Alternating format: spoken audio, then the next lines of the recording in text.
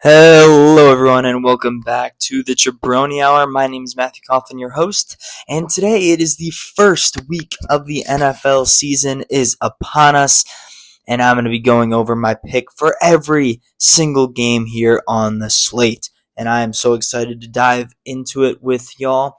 Hope you guys enjoy this episode. Kicking off on Thursday is the reigning Super Bowl champion Kansas City Chiefs taking on the Baltimore Ravens. Now, I actually like the Chiefs in this one. Minus 2.5 at home. Chiefs should be a decent play here. Personally, I never would ever go against Patrick Mahomes in a scenario like this. The Ravens lost some players on defense, and that offensive line is scary. That's something that a lot of people aren't talking about all that much is that Ravens offensive line is extremely inexperienced, and they lost a few starters from last season.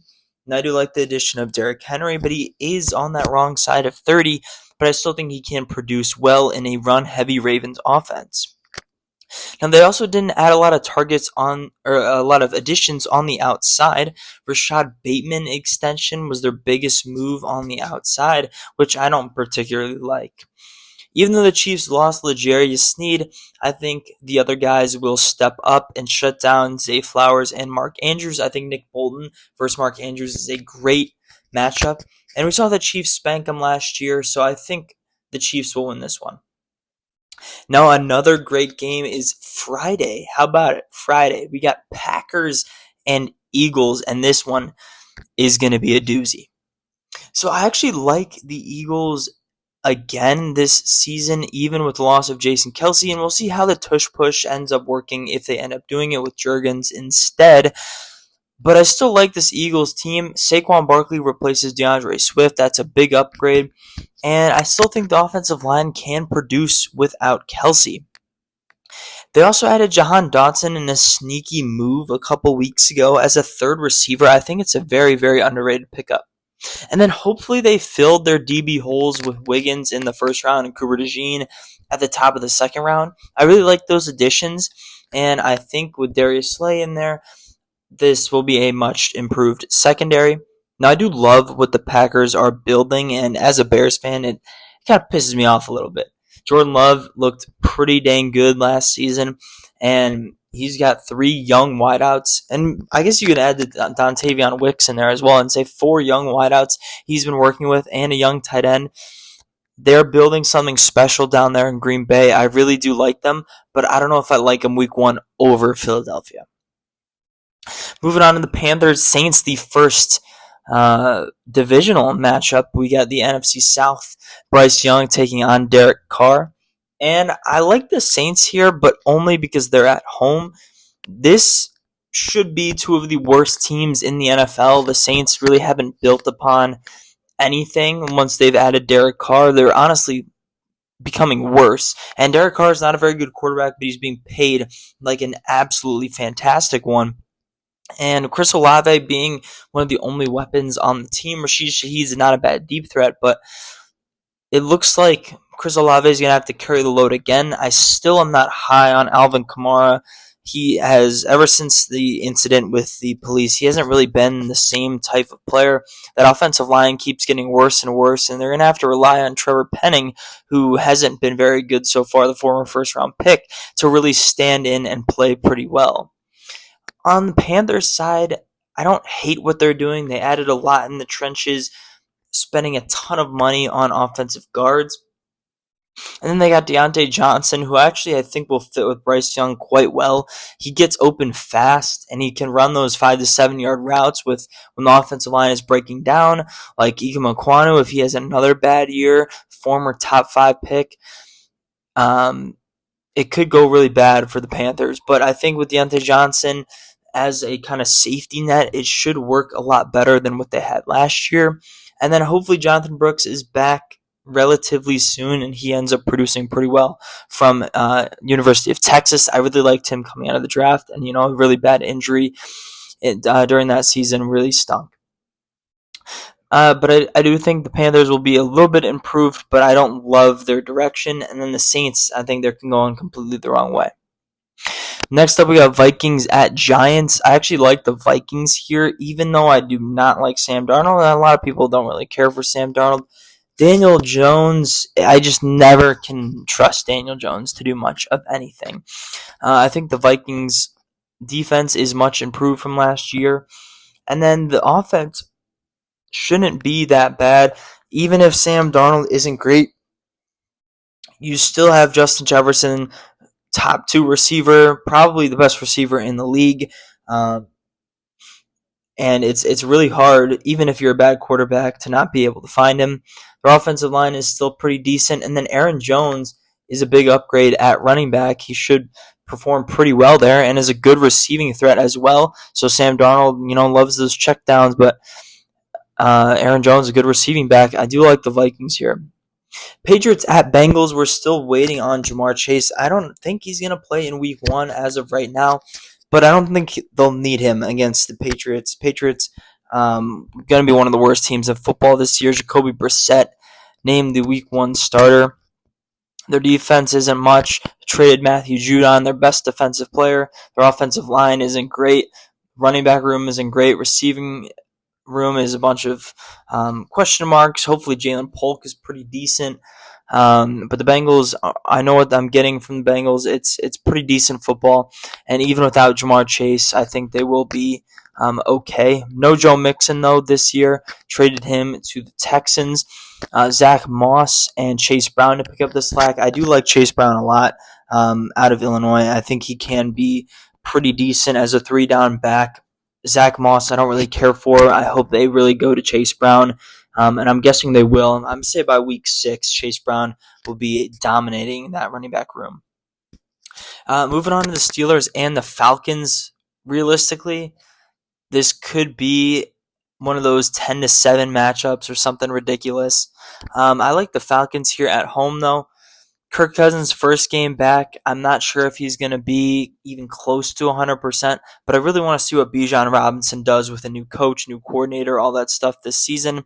And I think their offense is slightly improved. Kirk Cousins, I'm not sure what we're going to get at the beginning of the season from him, but I do like Bijan Robinson, Kyle Pitts, and Drake London as pass-catching options for him. And I think Tyler Algier is still a decent backup running back. They said they're going to get him involved, so we'll see what happens there. But I really do want to see Bijan feast this year. As for the Steelers, I'm not trusting anyone in that quarterback room. Justin Fields and Russell Wilson don't get me excited at all. And behind George Pickens, they really don't have much at receiver. Their offensive line still isn't great. Their secondary still has question marks. I like the Falcons here, but I don't think it's going to be a particularly good game. Moving on to the Texans at the Colts in AFC South divisional matchup. I think this one will be one of the best games of the week, especially one of the best games on Sunday. And I like the Texans here. I do like the Texans this year, and I'm, a fan of the Texans since, the days of Andre Johnson, Arian Foster, all that stuff. Whitney Merciless, Brian Cushing, to name a few guys that I liked. J.J. Watt, obviously. I like the Texans here. I think they're going to be very good this year. Anthony Richardson's first game since week 4 of last season. It'll be interesting to see how he does. I think the receiving core is better with the addition of Adonai Mitchell. They got Mitchell, Downs, Pierce, Pittman. It's pretty decent. But I do like the Texans here. All that they've accomplished this offseason with Mixon, with Hunter, with Diggs. I think it is pretty cool what they're building, and I think their only big question mark is the offensive line, and then the DB room as well. They got Kamari Lassiter in the draft, but I still think the DB room is thin. And then the offensive line, big question marks at guard with Shaq Mason's age decline last year. And then Kenyon Green, who's been injured a lot, former first-round pick, hasn't lived up to expectations. Titus Howard's often injured, first-round pick, hasn't lived up to expectations, was on a nice contract. Laramie Tunsil missed a lot of time last year as well at left tackle. And then center, if Drew Scruggs, the former third-round pick, can really handle the pressure, the Penn State alum. Moving on to Cardinals at Bills. I do like Buffalo here, but I'm really worried about that receiving room. It should be a lot of Khalil Shakir and Keon Coleman with a little bit of Curtis Samuel as a veteran mixed in. And then I also do like Dalton Kincaid quite a bit. He was a target for me in fantasy this year. Their defense is a big question mark. Lost both of their safeties in Jordan Poyer and Micah Hyde. Lost their top cornerback for the last 6 years in Tre'Davious White. But I think their cornerback room will be okay. It's the safeties I'm really worried about, and the Bills do rely a lot on their safeties making big time plays. And then Von Miller was pretty much invisible last year on a massive contract. They're going to need more out of him this year, or else that could be one of the worst contracts in NFL history. And as on the Cardinals side, it is Marvin Harrison's first NFL game, so they have that to look forward to. I don't think the Cardinals are going to be very good this year, but you have a generational wide receiver ready to play for you. And then Titans at my Bears. I got to pick the Bears here. I don't like the Titans at all. Will Levis didn't impress me in college, didn't really impress me in his time in the NFL last season. Tony Pollard at running back, I don't love. A bad offensive line. Receiving weapons, I like Hopkins still, but Calvin Ridley, a huge payday. I don't love that option either. And then at tight end, they have a Okonkwo still. He's a fast guy. Kind of reminds me of John M. Smith a little bit. Same body type and pretty fast tight ends. But I think the Bears should come in at Soldier Field and finish the game 1-0. Much improved everywhere on the roster. They don't only have DJ Moore to throw to anymore. Cole Kmet's a decent safety blanket as well. DeAndre Swift is going to be pretty decent, I think, in week 1 against the Titans run D that struggled at times last season, and then also has a big receiving upside as well. Caleb Williams, of course, the number 1 overall pick. Hopefully throws for over 225 yards. I don't know why I threw that line out there, but I think it'd be nice to see him throw for like 250 and then win a nice sound football game.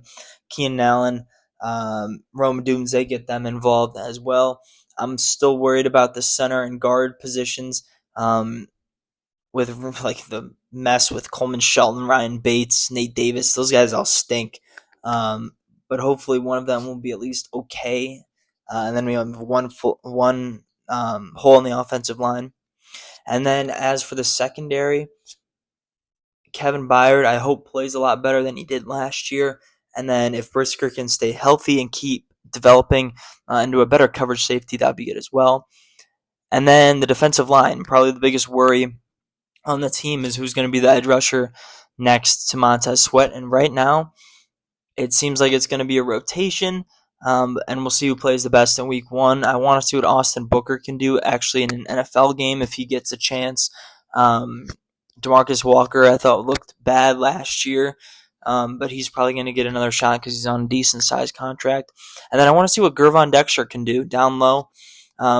He was a good pass rusher in college, highly touted player, and they paid a lot in draft capital to get him. So hopefully he has a better year this year. And then Jaguars-Dolphins, another good one at 12 o'clock on Sunday. I like the Dolphins at home, especially in these early season games at home. It's still warm out there. I know it's a good meme with the Dolphins and warm weather and all that stuff, but I truly think it helps Tua and his arm strength. And that receiving core is still nasty with Tyreek Hill and Jalen Waddle. And I don't see the Jaguars really being able to stop any of the offense. A-Shane should have a great game. Mostert's probably going to score like 4 touchdowns or something ridiculous. But I think the Dolphins do run up the score a little bit. I think 30 plus for the Dolphins is very doable in this game against the Jaguars. Opening the 3 o'clock slate, Broncos at Seahawks. I think the Broncos are a lost cause at the beginning of the season. I like the Seahawks here. I think the Seahawks can definitely make a run at the last playoff spot, maybe 9-8, maybe 10-7. I don't like the Broncos. Bo Nix starting week 1 is pretty scary.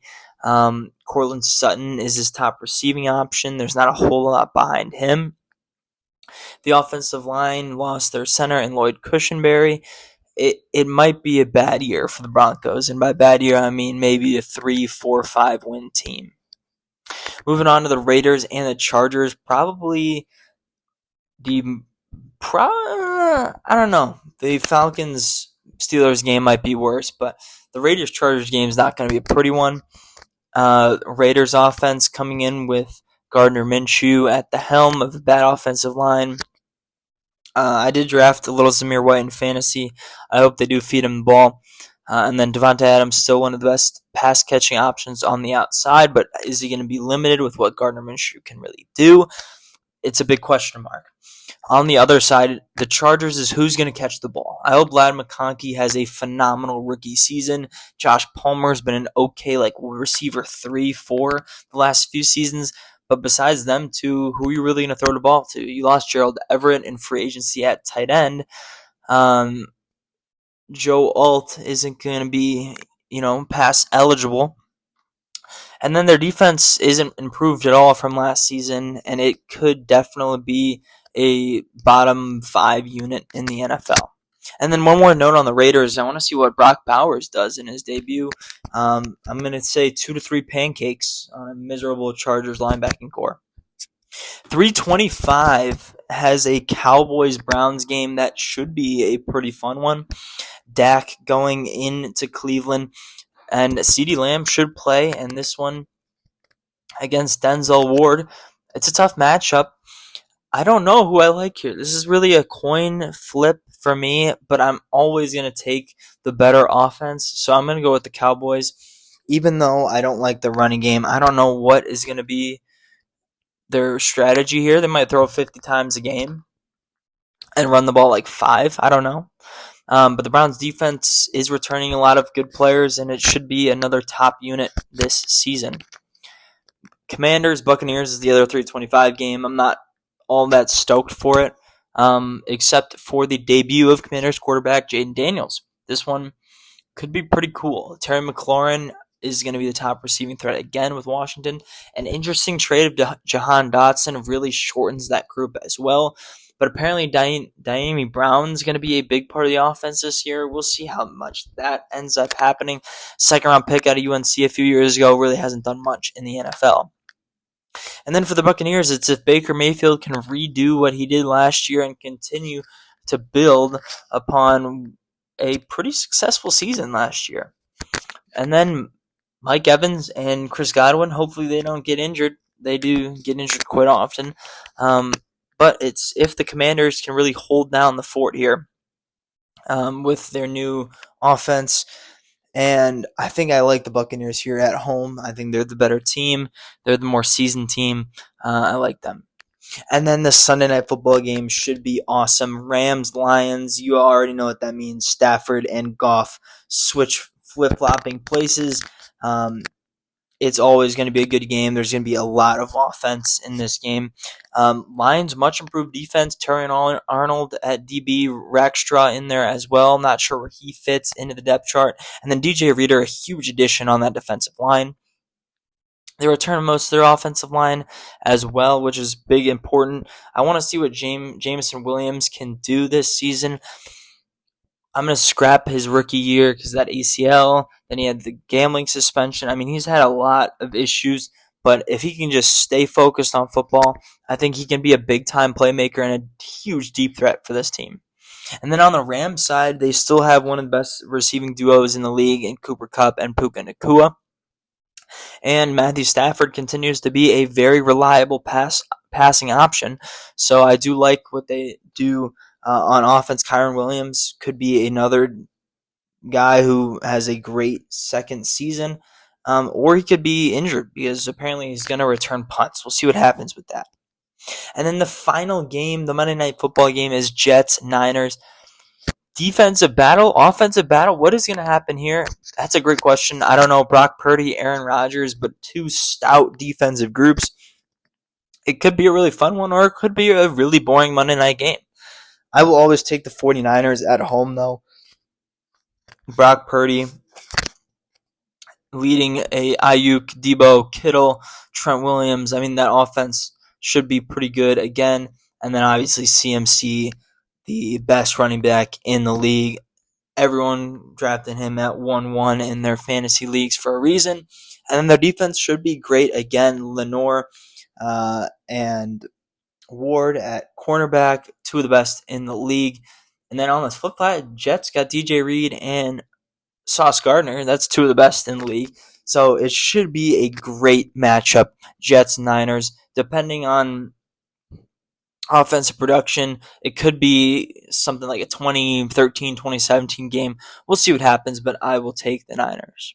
And then to wrap up this episode, we're going to be doing our not I'm forgetting what the word is right now, but standings, like our standings predictions. It's not power rankings. That's what I was looking for. It's not power rankings, but it's standing predictions for the end of the season. So kicking it off, I'm going to go with the NFC North. The NFC North obviously is home to the Chicago Bears, my team, but I'm not going to pick the Bears to win the division. I'm going to pick the Lions to win the division. Record, I'll spitball here. These records obviously aren't going to add up. I'm just spitballing, but I say a 12-13 win team this year. I think the Lions are really impressive. They only had a couple holes last year, and I think they filled them. Obviously, I want to see what Jameson Williams can do, and I think Amon-Ra St. Brown is in line for another humongous season. My second place finisher is going to be a 10-11 win Green Bay Packers team. And I know it hurts me to say this, but the Packers, once again, they're building a special offense of young, talented players, and they looked pretty decent down the stretch last year. And then in the third, I got myself the 9-win Chicago Bears. I think they sneak in maybe to the 7th slot, or they're the first team out at 9-8. Caleb Williams should automatically be one of the best quarterbacks in Bears history, or at least in the past 10 years, in his rookie season, even if he doesn't perform up to those number one overall pick expectations. And then in fourth place, I have the 7-win Minnesota Vikings. I don't think their offense is going to be as potent as it could have been with Kirk Cousins. Obviously, a big downgrade now going from Kirk Cousins to Sam Darnold. And I think that knocks off maybe 2 wins off their team total. And then their defense isn't phenomenal. It isn't awful. I think it's somewhere in the 22 to 24 range in terms of total defense by the end of the season. Moving on to the NFC East, my last place finisher is going to be the New York Giants. I don't believe in Danny Dimes at all. I said that in my game prediction, but I have Danny Dimes and the Giants finishing fourth in the division in a very, very bad spot after trading for Brian Burns and signing him to a massive extension. I don't love this football team. Running back Singletary, offensive line bad, QB Daniel Jones. I love Malik Neighbors. I hope he finds some special sauce for Danny Dimes and ends up having a Rookie of the Year type campaign. But I think it's going to be a struggle for Neighbors getting the football and accurately in his first season. In third place, I have the Commanders. I think the Giants maybe go 5-12. I think the Commanders maybe go 5-6 wins. I want Jaden Daniels to have a great year. Love the kid out of LSU. But I don't think the offense built around him is in a position to succeed. I think it actually maybe will be a bottom 3 to 5 unit in the NFL this year. And then their defense isn't anything to write home about. Montez Sweat, Chase Young, both gone. We'll see what happens with that defense, but I don't love it where it is right now. And then second in the division, I have the Dallas Cowboys. I think they're going to be a 10-11 win team. Dak in the regular season is pretty good. Running game could be non-existent this year. Defense had some struggles last year. We'll see where it stands this year. And then at the top, I have the Eagles being a 12-13 win team. They should be okay without Kelsey. I don't think that's the biggest of losses that people are kind of saying it is. I think Jurgens is more than capable of leading that offensive line. And obviously, when you still have Jalen Hurts, A.J. Brown, and then Saquon Barkley, the new coming Devonta Smith, you still have Lane Johnson and Jordan Mailata at tackle. I think you'll be just fine. And I think the Eagles are still a 12-13 win team. Moving on in the NFC West, I have the Cardinals finishing in fourth as a 5-6 win team. It's the season of Marvin Harrison. I want to say almost no one on the roster matters. That's not true. You obviously want to see third-round pick Trey Benson play a lot over James Conner, and then maybe some more development from Zaven Collins at the edge kind of linebacker position he's playing, and then hopefully all the rookies at least develop a little bit. And that offensive line isn't a horrific unit. And Kyler Murray on that huge contract. COD 6 is coming out soon, so they might be in trouble. Finishing in third in the division, I think it's the LA Rams at an 8-win team. I think the Rams are still pretty good, and I still think they're going to be a threat to any team they play. Really good offense, okay-ish defense. The loss of Aaron Donald obviously is huge, and it's really going to show its impact, I think, even as time goes on. The offensive line isn't much improved from its bad time last year, but you still have Kyron, Kupp, Puka Nacua, and Stafford leading that offense, so I still like them to win, 8 to 9 games. And then the Seahawks, I think, are a 9 to 10 game winner. Geno Smith still has a plethora of weapons: Kenneth Walker, Zach Charbonnet, Tyler Lockett, DK Metcalf, Jackson Smith-Njigba. Their offensive line could be a little shaky again. We'll see if Abraham Lucas is back healthy again, Charles Cross. Those guys need to play well. And then defensively, they still have Witherspoon. They need Reek Woolen to come back strong. And then their safety play needs to be a little bit better this year. And then the front seven is kind of loaded with question marks. Leonard Williams is still there, though, after getting traded. So he hopefully will anchor that unit. Boye Mafe as well, coming off of a breakout year last year. I think they're a 9 to 10 win team. And then the 49ers, I think, finished first, and no one's surprised. NFC West, 12 to 13 win team. We talked about how loaded their offense is, and their defense as well is also loaded. I'm kind of interested to see how the offense does in week 1 with Trent Williams and Brandon Ayuk holding out a lot of the summer and preseason.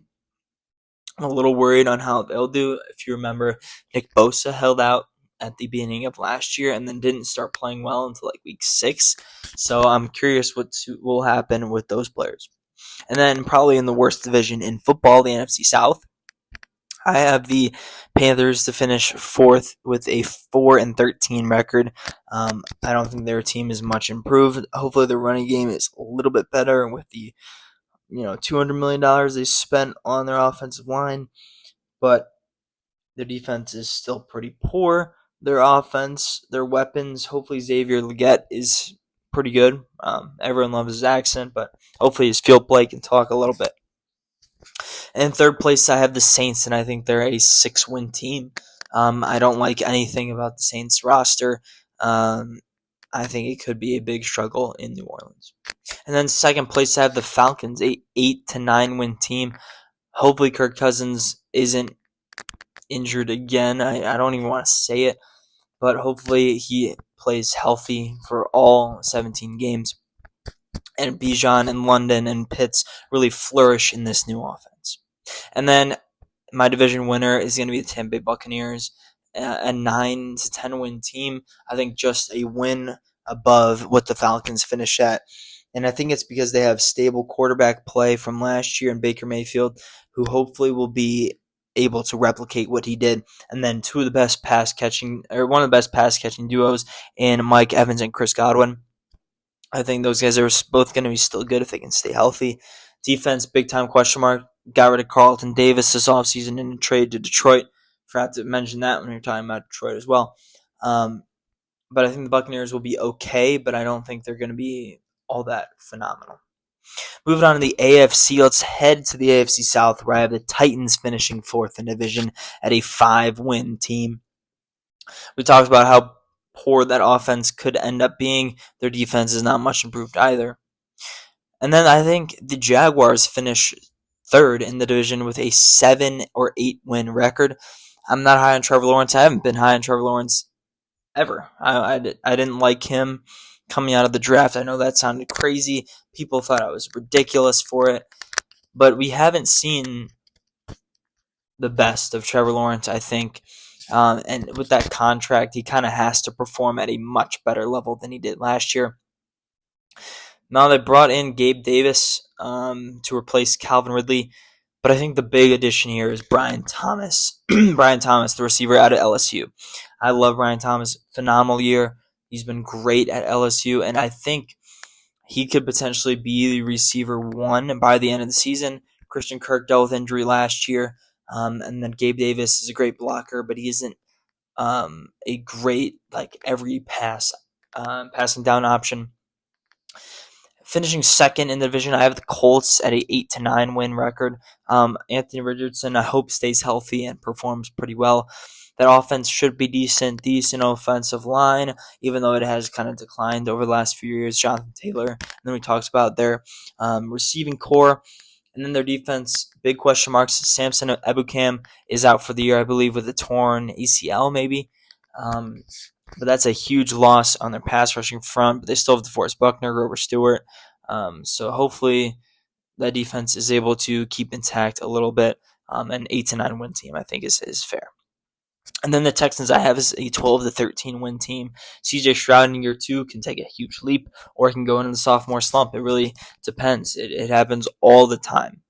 And a bunch of weapons to help him succeed. But we talked about it, the O-line, the DBs. Are they going to be able to hold up this team? AFC North. One of the most competitive divisions in football the last few seasons. I have the 4th place Pittsburgh Steelers. I think this is finally where we see Mike Tomlin and the Pittsburgh Steelers finish under 500. I think the Steelers are a 7-10 team, and I think that quarterback play isn't good. Their offensive line isn't good. Their running game, it's okay. Receiving core, not great. Secondary, not great. Linebacking core, okay. D-line, aging. But obviously, TJ Watt, a beast. He can carry a whole defense by himself. 3rd in the division, this might sound crazy to you, but I got the Cincinnati Bengals. Bengals lost DJ Reader, their best defensive lineman, or run-stopping defensive lineman. They could definitely struggle this year, and depending on what happens with Jamar Chase, their offense could struggle as well. No running game to fall back on, no touchdown merchant in Joe Mixon. It's going to be a lot of T. Higgins, and in a contract year, he really has to perform well. 2nd in the division, I have this. Actually, I'll give the Bengals a 8-9 win record. Moving on to Cleveland, finishing 2nd in the division, I have them at 10 wins. Still a great defense. It's all about Deshaun Watson and what he can do on offense, and if they can survive until Nick Chubb returns. And if Nick Chubb returns and he plays great, I think they finish with 10 wins. Now, I also see a world where Nick Chubb slows down a lot and their offense can't do anything, and they drop to 3rd or even 4th in the division with like a 7-win record. Baltimore Ravens, I think, are again the favorite to win the AFC North. I have them an 11-12 win team. They still have Lamar Jackson. They added Derrick Henry. We talked about what their offensive line could be. Zay Flowers on the edge. Mark Andrews, one of the best tight ends, still top 5 for me. And then they did maintain a lot of their defensive studs, and I think they will be okay on that side of the ball. And I think the Ravens still are a threat in the AFC, but Lamar Jackson needs to be better in the playoffs. He's at a 2-4 record right now, and they really need to be looking Super Bowl, and so far they haven't. Moving on to the AFC West, I think the Raiders finish in 4th with a 4-win team. Gardner Minshew hasn't been a great quarterback since he's had those miracle runs in Jacksonville. And I don't think this Raiders roster is really built to compete at the moment. 3rd in the division, I have the Chargers coming in at 5-6 wins. I think Justin Herbert's good enough to get them a few wins. But besides that, Khalil Mack and Joey Bosa, they're going to have to stay healthy and perform like crazy for their defense to at least be okay. The only thing that could potentially help the Chargers, Raiders, and the number 2 team Broncos, who I think are a 6-win team, is that the fact they all get to play each other, and they should pick up wins on each other all the time. I think this is potential to be a runaway for the Chiefs. I think the Chiefs can go 6-0 in division here and be a 12 to 13 win team. They could even potentially be a 14 win team with the 6-0 record if they go in division. Moving on the AFC East, in fourth place, I think to no one's surprise, I got the New England Patriots. I think they're a 3 to 4 win team. Depending on what happens with Drake May, if they end up throwing him in and he plays well, maybe they get to 5 to 6 wins. But I don't love this Patriots roster at all. I think they need talent on the offensive side, and they really don't have that much. Third in the division, this might sound crazy, but I got the Buffalo Bills. I think Buffalo's a 9-8 team. I don't think they're going to be that great. Losing Diggs and Davis does hurt. Poyer and Hyde, that hurts. White, that hurts. They might not be that great this year. And Josh Allen going really high in fantasy drafts still. I think James Cook and Josh Allen are going to make a dynamic running offense, but they're going to have to rely heavily on their run game. So I think they only get to 9-8. Dolphins, I have at 11 wins, and the Jets I have at 10 wins. But it's hard. I'm going to go with Jets in second place in the division at 10-7. I'm worried about what Aaron Rodgers is going to come back to, but he's Aaron Rodgers. So I think he's just going to be phenomenal.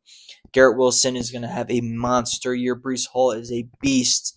All they need is like slightly above average quarterback play, and they're a 12-win roster, I think.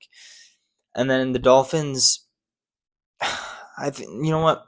I'm switching that. I think the Jets win the division at 11-6. Dolphins go 10-7. I like their offense. Their defense lost a lot of players, though. Christian Wilkins is a huge loss. They still have Bradley Chubb and Jalen Phillips rehabbing big injuries. It might be a struggle the first few games of the season, but I think I have to pick the Jets to win the division. I've seen what Aaron Rodgers has done, and I've seen what for so many years. I think he comes back, and he's pretty dang good. And I think the Jets end up winning the division in the AFC East. So that is my preview for Week 1 and the standings, my projected standings at the end of the season. Thank you all for tuning in. My name is Matthew Coughlin from the Jabroni Hour, and I'll see you next time.